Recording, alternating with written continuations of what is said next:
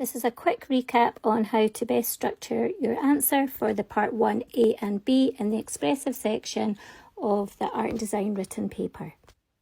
When writing about the 3 prompts in the question, you must write a balanced response to get 10 marks for Part A.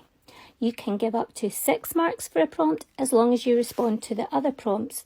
Here below are just some of the examples of combinations that you can use.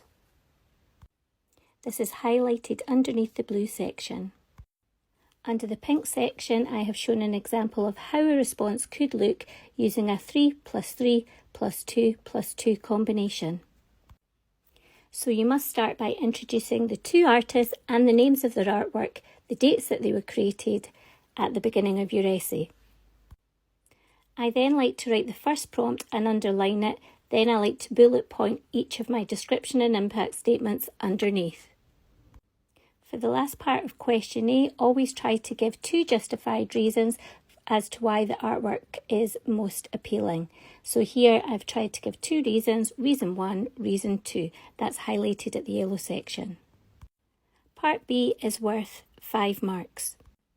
2 of these marks are for identifying influences on your selected artist. Remember, you must write about one of the artists that you have mentioned in Part A. You only need to mention one of the artists though, not both of them.